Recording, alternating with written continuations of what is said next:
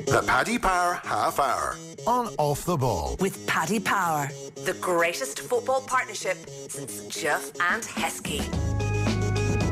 You're very welcome into this Friday afternoon's edition of the Paddy Power Half Hour. We're going to be taking a look back on perhaps the most important and most poignant moment in Premier League history. Sergio Aguero's last gasp winner for Man City, winning them the title for the first time in 44 years. It happened this week. When we look back into the archives, we'll be reminiscing on that moment where City landed the title under Roberto Mancini over the next half hour or so. We're also going to be looking at some of the kind of sporting great underdog stories. It's on the back of Stephen Kelly being on the football show here on Off the Ball during the week, where he was talking about the great run for Fulham, where they knocked Juventus out of the Europa League on their run to the final. And we'll be taking a look ahead to the start of the Bundesliga season, which gets underway tomorrow as well. All the games in the German league are live this weekend. Joining me to look forward and look back are both Phil Egan and Enda Coll. Gentlemen, good afternoon to you.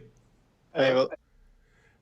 Phil, can I take you back to Sergio Aguero first of all? Because I remember you were saying that you were working on the day that happened, now 8 years ago at this stage, when I would imagine that radio scripts were probably ripped up and redone quite a few times that afternoon. Just the once I did. But so obviously the top line I had pretty much ready to go with was United have won the league. Then I remember Dzeko scored, and I didn't change the line because obviously a draw wasn't good enough for City. And then when Aguero scores, obviously it's madness. And the script goes out the window because you're not even thinking about that, because you're just almost have to get out of your chair and just try and take a few deep breaths and say, what has just happened? That's absolutely nuts. And then try and recompose yourself to try and get your sports report ready to go. But absolutely crazy. And I was only watching it back during the week, and even Martin Tyler's commentary, obviously, it's famous for the Aguero goal, but just even the way the split screen of the Sky coverage, where pretty much Tyler says, the full-time whistle is gone and Sunderland, United have done their bit, and City are still alive here. And, it's almost as if it was scripted, or in terms of technically how it worked out on the TV, in terms of graphics and all that, it was perfect. But obviously it was anything but scripted. But it was just one of those moments that even when I hear the commentary and see the goal, I still get that wow factor feeling of it. Yeah, and it's one of those kind of amazing moments. Everyone remembers the kind of elongated Aguero once the ball hits the net from Martin Tyler. But also he captured it perfectly, I think, just after that when he said, you're probably never going to see anything like this again. Like, it's one of those moments where live sport can absolutely live up to the drama. Yeah, I mean, like a lot of people of a certain age will say that the 89 season was a bit more dramatic, and there's arguments to be made that it actually was, and it was more impressive. But for a certain age or a certain generation of football fans, this is the craziest thing that has ever happened to them in their football lives. And I'll just take you back to where I was. I think I was around about 16, 17 at the time. I had just finished up a football match of my own. They had moved the football match earlier because they knew the season was going to come down to this, and we were all sitting in the pub afterwards watching the game. There was me and one other Manchester United fan in the pub. The rest it was like a filter between Newcastle and Liverpool and Chelsea and the pub I was in. So it was literally just me and this other lad going for United. We watched the United game as opposed to the City game. We were kind of switching in between the two, but I just remember being really frustrated by Manchester United's performance that day against Sunderland. Like, they weren't impressive at all. They seemed nervous. It didn't actually look like they were going to seal it, but Wayne Rooney obviously got the goal. It put them ahead and put them in the driving seat. And then Aguero's goal goes in, and the pub erupts. And I just remember sitting there I was sitting beside the other Manchester United fan, and neither of us could speak. We didn't know what to do.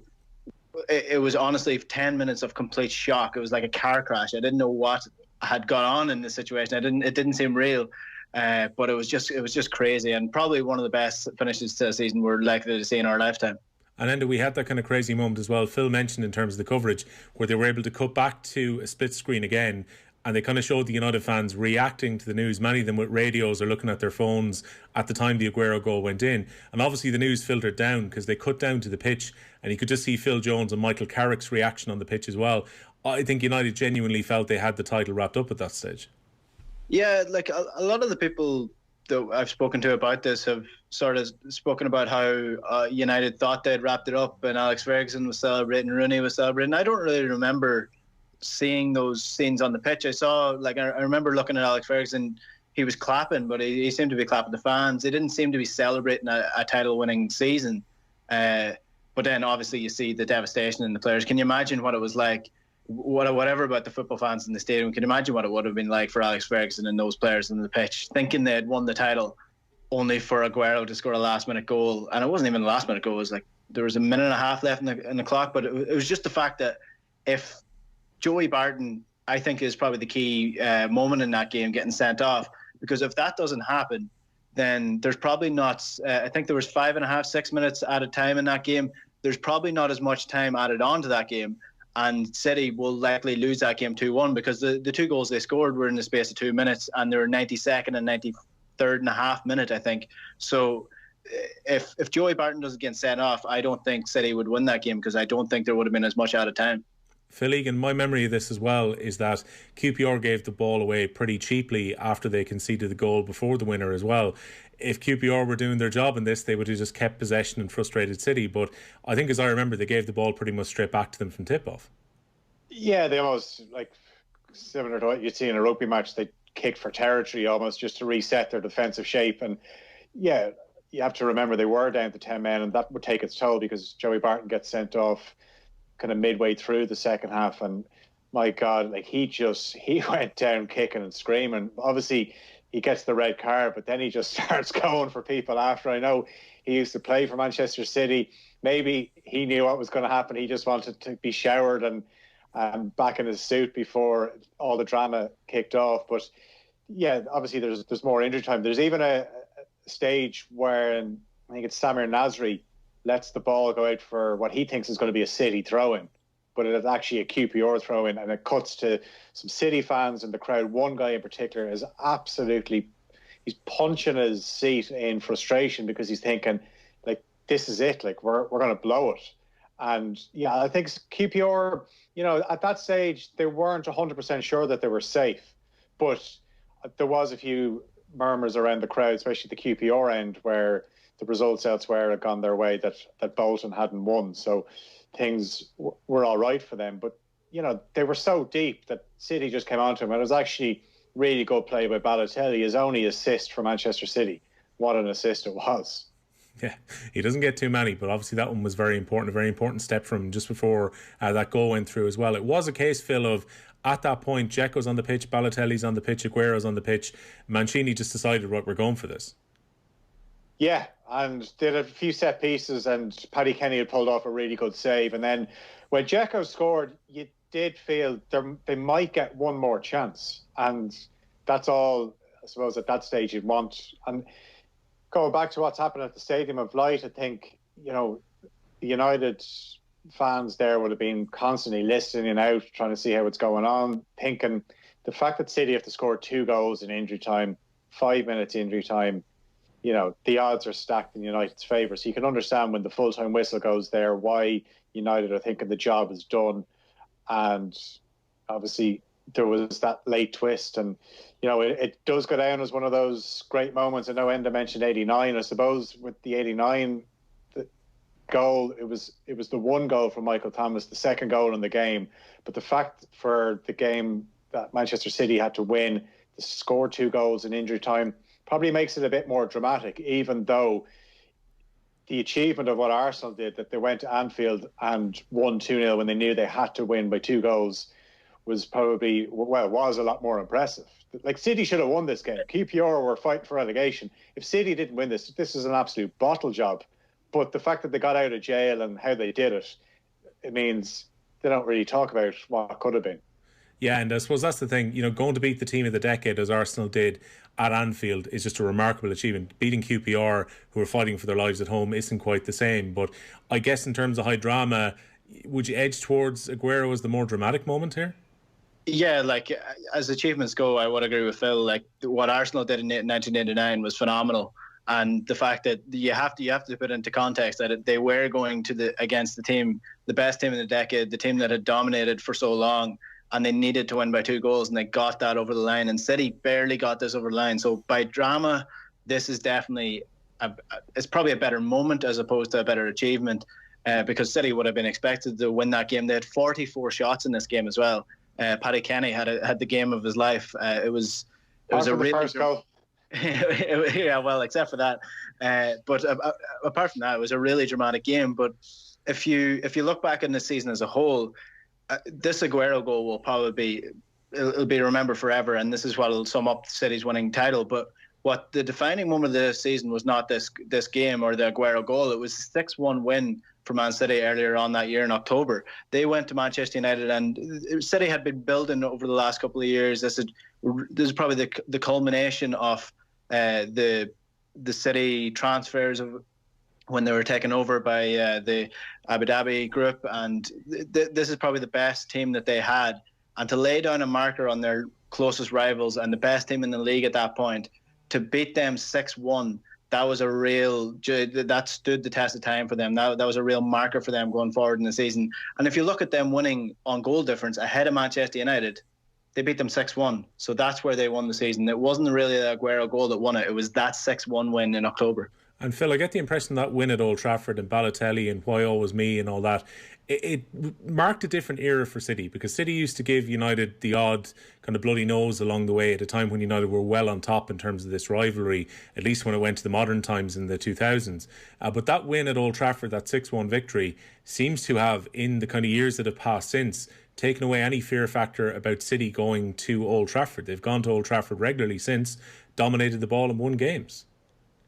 Yeah, and it was just so emphatic, and it was such a spanking. You didn't really see that happen to Manchester United. Obviously, you think back to when they lost 5-0 against Newcastle, but it was rare that United would get a hiding like that. And the other game in particular was the other Manchester derby, which was that's when City got into the position to go and win the league, because Kompany's header, that 1-0 win, then meant United and City were level on points, but City obviously had the better goal difference. They both, obviously, there was 8 goals in between it, but yeah, obviously the 6-1 win did significant damage to United's goal difference. It obviously bumped up City's one, but those two Manchester derbies effectively decided the title. And I think, looking at that game at the Etihad when City won 1-0, it comes from a set piece.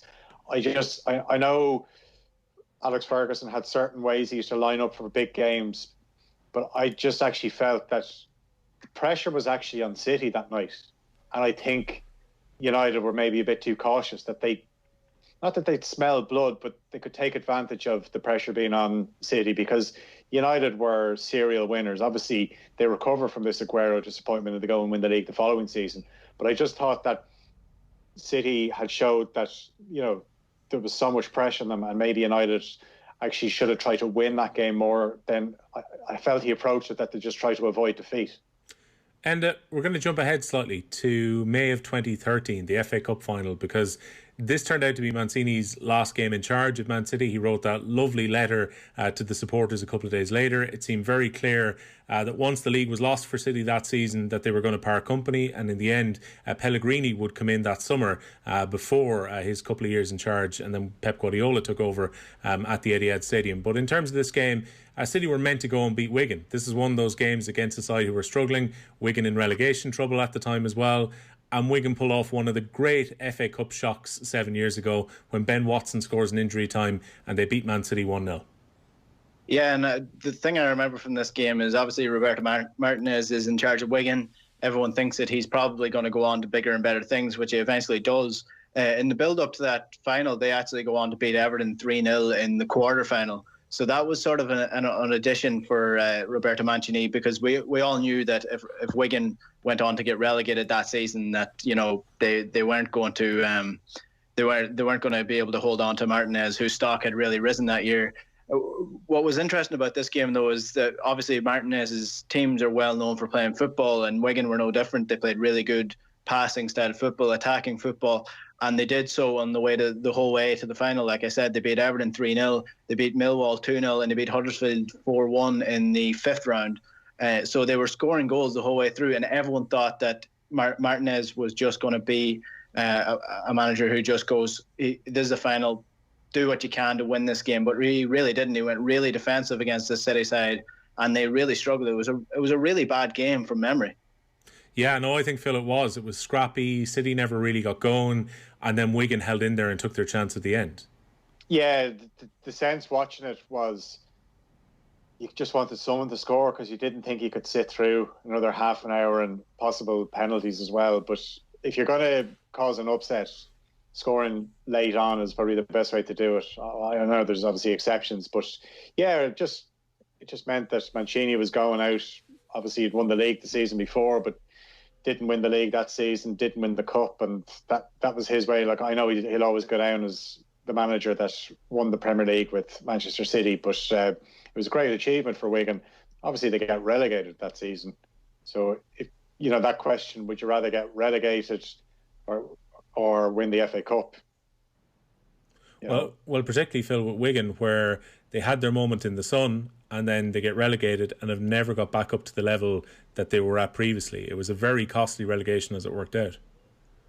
Yeah, absolutely. And they're still in the Championship. They're always scrapping around down the bottom. Obviously, since then, they've actually beaten City again. Paul Cook masterminded the win against Pep Guardiola's team, that was actually even more impressive than what happened 7 years ago. But yeah, look, I suppose you'd have to ask those Wigan players, you'd have to ask somebody like Ben Watson obviously has gone on to play for other clubs, but players that would never have got back into the Premier League, would they have swapped it to stay in the Premier League and have, a more prolonged time in the Premier League, or that FA Cup winners medal? And I suppose as time goes on, they'd probably say the FA Cup. Could be wrong, but you'd imagine like they still have that memory now. Yeah, well, on Ben Watson, this was actually a massive game for him because he had been out for the most of the season. I think he broke his leg around November time in that season. So this was almost like he hadn't played many minutes at all. So he came off the bench, and I think if you look back now at some of his interviews, he was really emotional after that game. I know you're going to be emotional after winning an FA Cup final if you're not the favourites to do so. But for Ben Watson to score the winning goal, it was almost written in the stars when he came off the bench, and it was a brilliant goal as well. It was a really well worked corner, and well, you can question the marketing, but it was a brilliant header across the goal. So it was a big thing for Ben Watson at the time. And just on Wigan now, they're actually quite an interesting club because everyone knows Dave Whelan, the owner or the chairman, who has been in charge of the club for so long. His grandson has now taken on charge of the son, David Sharp. And initially, when he took them over, they were in League One, and they still had a wage bill that was almost Premier League standard. So they've gone through the ringer in terms of financial troubles and trying to get players off the books. So what Paul Cook has done with them in the last couple of years to get them up has also been matched by David Sharp in the background, trying to get Wigan back to where they were eventually under Roberto Martinez. And Enda, when we look at kind of the big FA Cup upsets, Wigan obviously jumps straight to mind. You probably have to go back to a few seasons before that, actually 5 years before, where Portsmouth win the FA Cup in 2008. For the best part, really, in the kind of last 12 years or so, the FA Cup has been dominated by the big clubs in the Premier League. Yeah, and to be fair, that Portsmouth side are probably one of my favourite sides ever. It doesn't make sense how Portsmouth were able to put this team together. Actually, it does make sense. Harry Redknapp was in charge, and we see now with Portsmouth where they are in terms of their money situation. So it does make sense where Portsmouth managed to get. They had David James, Glenn Johnson, Sol Campbell, Sylvian Diston, Lassana Diarra, Pedro Mendes, Cranchar, Sully Montari, Canu, who scored the winner in the final.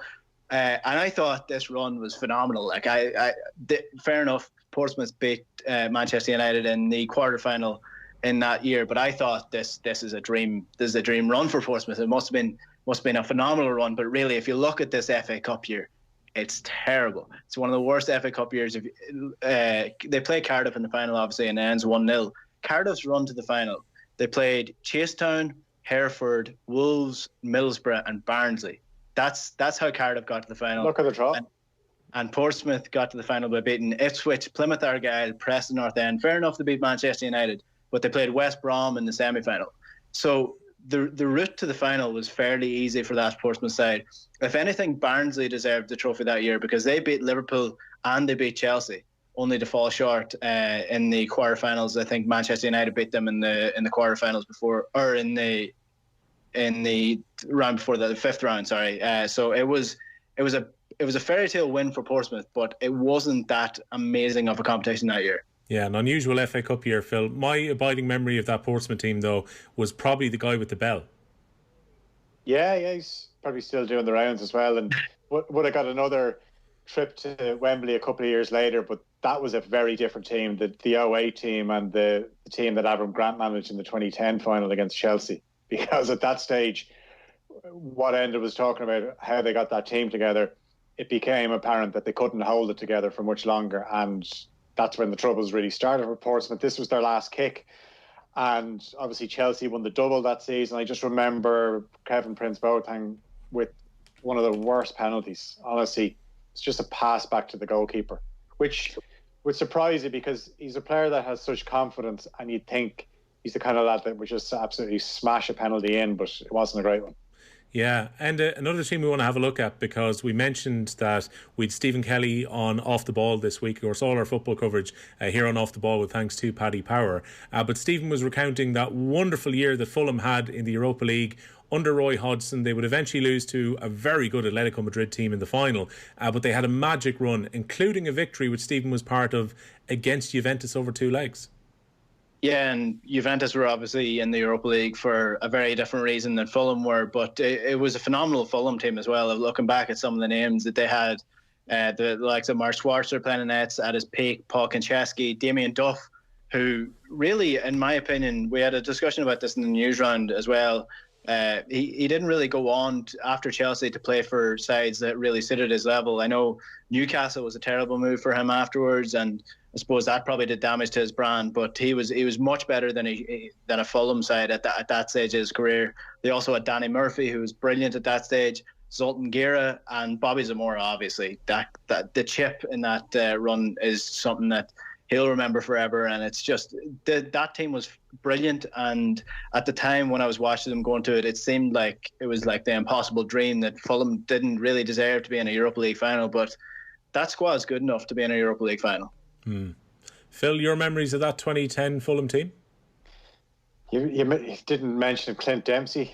Simon Davis was one of those. He was an effective player as well, and Diamansi Camara as well. But just I remember listening to Stephen talk about this before. Just obviously the way Roy Hodgson set them up, and they were so well drilled that there was a few games in there where it looked like it wasn't going to happen for them. But the standout one is obviously the game at Craven Cottage against Juventus, where they turned it around. That was their moment. But the Atletico Madrid team in the final, and look at insanely good. It's an unbelievable team.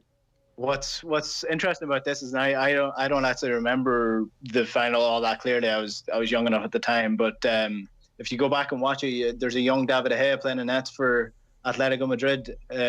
He didn't have the stock that he has now. It was like the David De Gea the first time for United, except for a little bit better at that stage because he wasn't coming up against the physical nature of the Premier League.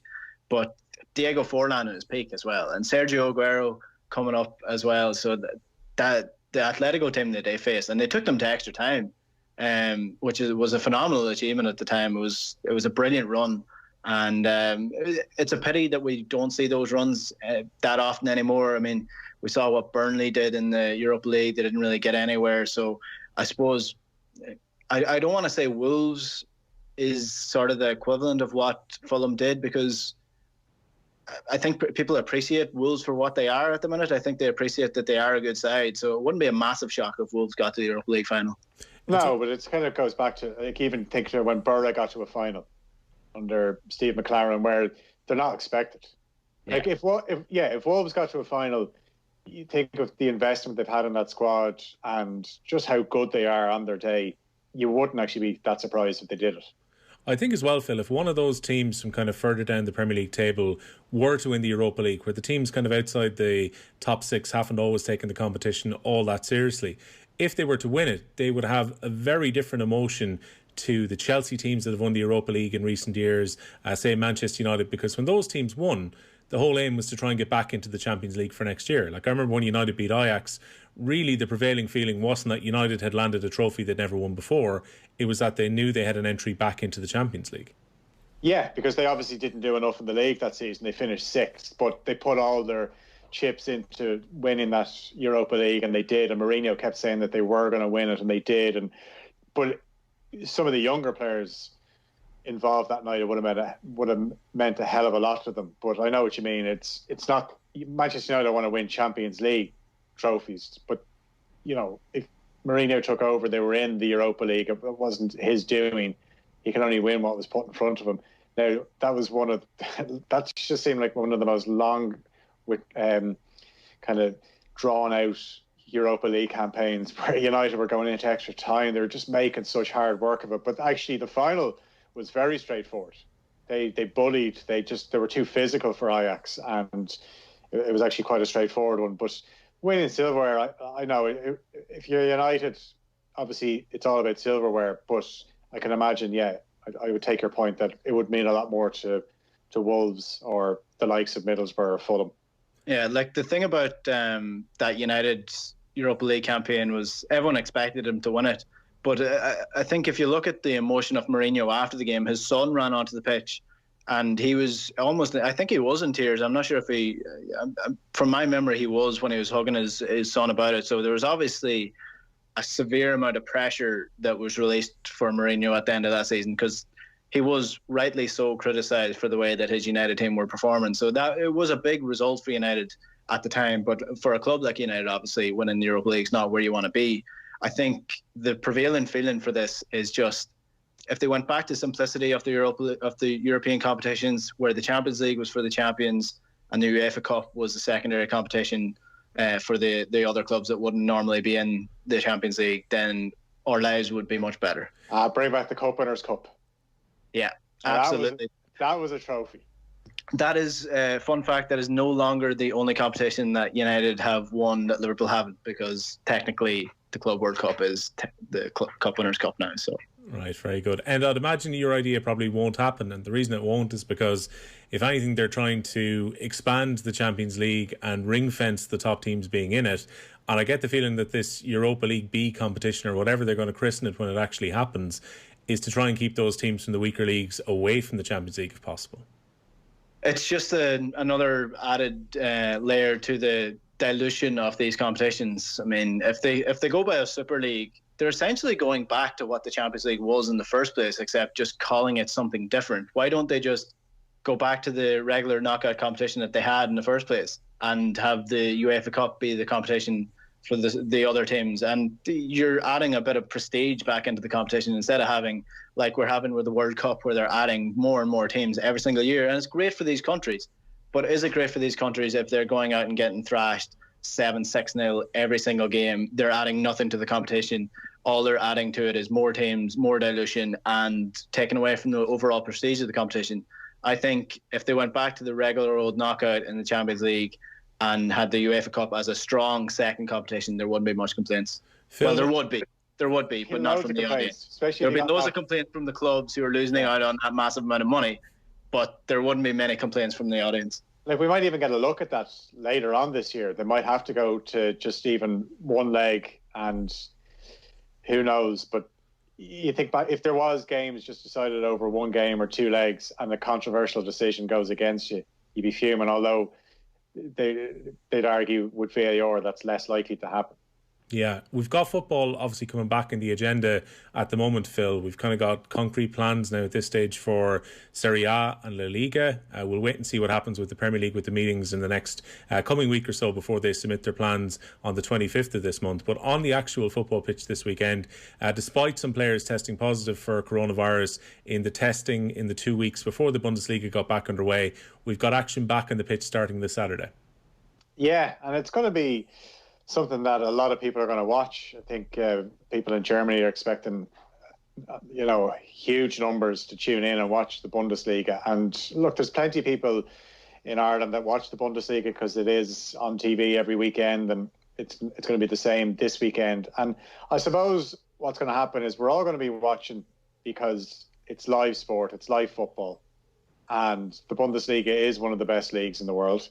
But also as well, I want to see what it's like with behind closed doors games. I know people have compared coming back now, would it be like pre-season? I actually thought Jamie Carragher made a good point this week when he was speaking on Sky Sports, where he said he wouldn't compare it to pre-season. He'd almost compare it to a player coming back from injury, where, you know, with pre-season players have obviously just gone off, just essentially just taking a break. Whereas if you're coming back from injury, you're rehabbing, you're working your way back, and then you've got to get back up to speed. So that's going to be the interesting thing. What kind of quality are we going to get? What's it going to be like? Say, for example, we've got Dortmund and Schalke, huge derby. And under normal circumstances, the passion that's played with, what's that going to do now for a derby like that to be played behind closed doors? If goals are scored, you know, how are players going to react? What kind of game are we going to be watching? And will people just be happy to watch a game because it's live, or will people say, do you know what, I'd actually rather hold off until we get the real deal back? But we don't know when fans can start coming back into stadiums. So I think we've got to make do with what we have. For anyone who wants a preview on the Bundesliga from this weekend as well, have a listen back or a watch back even on Off the Ball's YouTube to Uli Hesse, who was on OTBM on Thursday morning. Enda, are you likely to sit down and watch a game this weekend? All the matches are on BT Sport from Friday through to Monday. I'm going to be spending my entire weekend watching football games. I've been waiting for live sport to come back for ages. I even considered watching UFC last week, which is a big move for me. I wouldn't be big into that sport. But just to add on what Phil was saying about the celebrations, that's going to be pretty interesting, because there's not going to be any like silencing the crowd, cup in your ear. There's definitely going to be somebody, and I can't imagine it'll go down well if somebody pulls a face mask out of their jocks for a celebration. It's something that would happen in football. It probably wouldn't go down the best, but is there going to be ball boys? Do we know if there's going to be somebody that defends the football if the ball goes out of play? Because if not, that's going to lead to a bit of a slow start in terms of goal kicks, because obviously there's nobody in the crowd to throw the ball back. So you have this image of Neuer having to go up into the stand himself and retrieve the ball. Yeah, like classic. Is it going to be like? Is it going to be a situation where teams are wasting time by literally kicking the ball into row Z and just waiting for the other team to jump over the couple of seats and get up the stairs to try collect the ball? Or how's that going to go down? It's going to be interesting. It's going to be different to what we're usually able to see. Yeah, I think having watched a few of the clips of the Korean League a couple of weeks ago on the BBC, I think they had officials in the stands who were getting the ball back down, and also when goals went in, they were playing music out and they were pumping crowd noise in, which Germany aren't going to do. So yeah, it's going to be interesting. I was re-watching the Atalanta and Valencia game from a few weeks ago in the Champions League. It's hard to believe this was only a few weeks ago when that round of 16 game took place, but it was a very kind of eerie and unusual kind of moment when a goal went in, because you could hear the players celebrating but nothing more. It was kind of an empty echo. It's going to be very interesting to see how that is for the Bundesliga this weekend. Phil, I'd imagine the game to watch is that derby between Dortmund and Schalke 04 then. Yeah, absolutely. And there is a lot at stake, because obviously Dortmund are playing catch up to Bayern, and 4 points doesn't seem like much, but the fact that Dortmund still have to play Bayern, still have to play Leipzig, they can't really be slipping up. But this is a fixture that's proven to have been difficult for them in the past. They served up a cracker there a couple of seasons ago, the 4-4 draw. But, you know, people that don't watch Bundesliga, they'll see a familiar face if they're Premier League fans in the Schalke dugout in David Wagner, who's done really well going up against a club that he was manager of the second team when Klopp was involved with the first team. So that's going to be the game to watch. But like Enda, I mean, I'm going to be watching it all weekend. I'm going to get Frankfurters in, probably Weissbier, Schnitzel, that kind of thing. A few steins wouldn't be a bad idea. I actually have a stein glass to drink them in as well. There you go, yeah. We're sorted for the weekend. And the call is well prepared ahead of this long weekend of German football. I'm going to buy some lederhosen online as well. Don't forget, if you are having a punt on any of the games this weekend, for information on responsible gambling, check out dunlewy.net. Our football coverage here on Off the Ball, with thanks to Paddy Power. If you want to listen back to the show, we will have the show on podcast in the next few minutes across all of our podcast formats, wherever you get your podcast from, or indeed on offtheball.com. And you can also watch us back on our YouTube channel on Off the Ball as well. He's been Enda Coll, he has been Phil Egan, I've been Will O'Callaghan, and we'll speak to you again soon.